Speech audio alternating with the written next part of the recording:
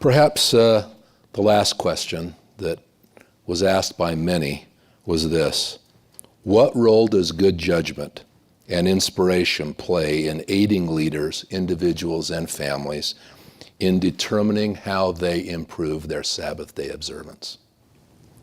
That's the number one role I think we all want to have, is the blessing of revelation, the blessing of having the Spirit of the Lord with us and moving according to the promptings that we have of the Spirit. But you also have to try to build and strengthen your ability to think in such a way that is sound, and we don't get imposing things that are not going to touch the heart and not going to accomplish the purpose of trying to strengthen people's faith.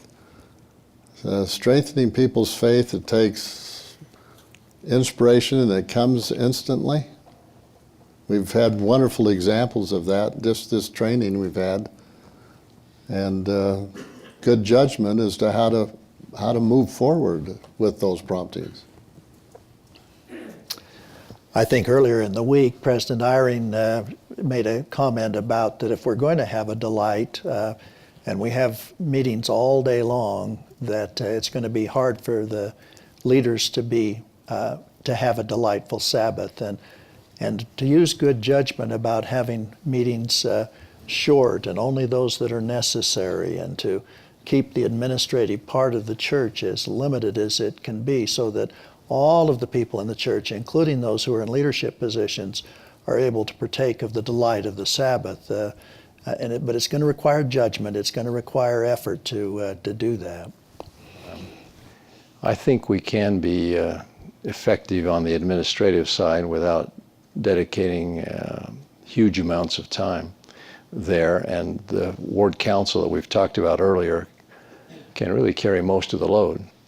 If we bring there the things we need to consider, to decide, to think through, to receive inspiration and revelation about, almost all of our matters get resolved in that setting. There needs to be a bishopric meeting, and maybe you add on a person or two here or there for a particular item in the agenda, but between those two meetings, you have covered almost all of it, I think. Covered most of it, yeah.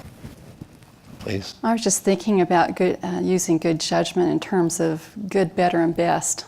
I think for the most part, members of the church really are trying to do good. But if we think about, is this the best way I could do it? Is this what the Lord would have me do? It changes things, just like you were mentioning that way. So there's a lot of good things we can do, but there might be a better way of doing it, and really focusing on what matters most could be the best. One thing for sure, the most important thing we can all do is try to do the best we can. And we ought to feel happy about doing the best we can. And we recognize that none of us are perfect. We're all trying to get there, but we're going to learn along the way, and it's a wonderful thing to be taught and to share and to have the experiences of growing spiritually under the tutelage of those who love you, parents, priesthood leaders, sister leaders. I think of the primary president when I was a deacon, just before I was going to be ordained a deacon, getting us to memorize the Articles of Faith. She had a lot of patience with me. I can still see her. She had white hair, Sister Snow, and for some reason, I had a hard time memorizing, so she had me over to her house. But I finally was able to do it.